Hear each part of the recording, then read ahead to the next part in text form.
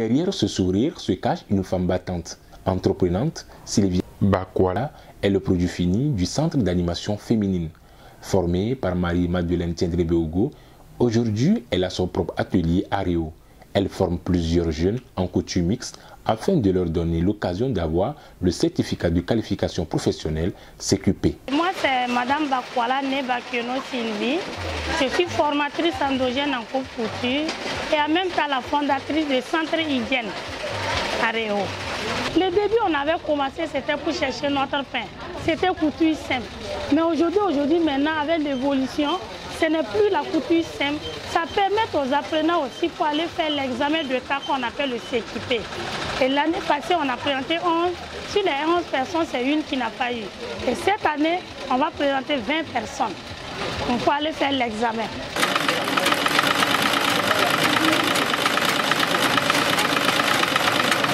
Exercer une activité professionnelle qui va changer leur vie en venant à Hygiène Couture, ces filles apprennent à coudre et à fabriquer du savon, sortir un peu de leur ménage et faire face aux vicissitudes de la vie. Certaines filles viennent s'inscrire elles-mêmes, d'autres accompagnées de leurs parents. Et celles qui n'ont pas été à l'école profitent aussi des cours de l'alphabétisation pour apprendre à lire et à écrire. Le savon liquide et le sac. Là, je peux mieux me débrouiller toute seule. À Hygiène Couture, on nous apprend à faire la couture, la transformation de produits locaux. Il y a des élèves aussi qui ne comprennent pas le français. On les apprend, il y a un professeur qui les apprend à s'améliorer en français. Nous avons un professeur de français, une monitrice en transformation de produits locaux et on a 2 monitrices en couture.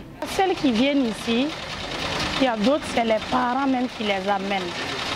Il y a d'autres, mais c'est l'information du travail. Surtout quand elles partent à l'examen, grâce à Dieu, ça marche.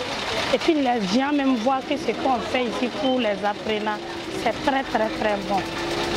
En tout cas, il y a des apprenants même qui exigent les parents pour qu'on vienne les inscrire ici. Et maintenant, la manière qu'on les inscrit, il y a d'autres qui n'ont pas fait école. Il y a d'autres qui ont fréquenté, il y a d'autres qui ont les CEP, il y a d'autres même qui ont les BPC ici. Et maintenant, ceux qui n'ont pas fréquenté, on a pris des formateurs qui les apprennent comment lire et écrire pour préparer les 3 ans pour aller à l'examen. En plus de ça aussi, il y a les cours de couture aussi. Il y a des gens aussi qui viennent nous aider à donner les cours, comme le marketing, comme le français en langue. Il y a lire à écrire en lélé aussi.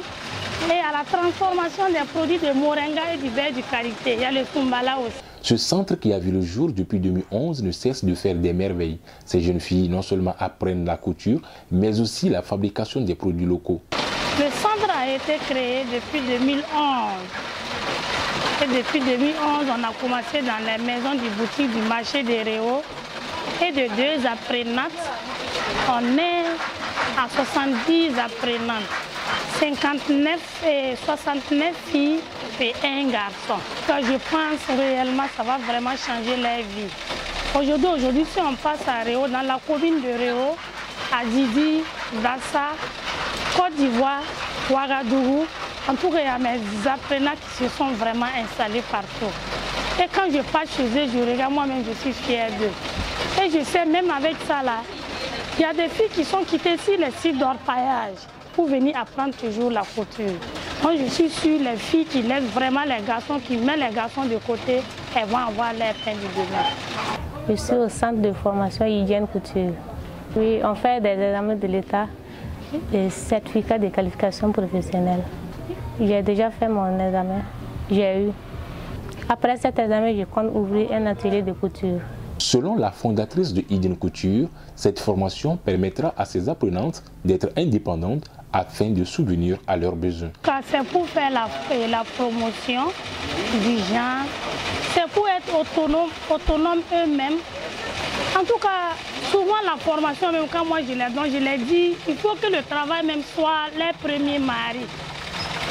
Il ne faudrait pas qu'ils vont compter sur leur mari aussi. Si le mari donne 5 francs, toi aussi tu donnes 5 francs. Si l'enfant est malade, il faut t'occuper des soins de ton enfant. Même la scolarité des enfants, il faut qu'eux-mêmes ils contribuent à payer la scolarité de leurs enfants aussi. Il ne faut pas qu'ils vont compter sur leurs maris seulement. C'était pour vraiment aider les filles à gagner leur pain du demain, pour que ces filles-là ne comptent pas sur les hommes du demain.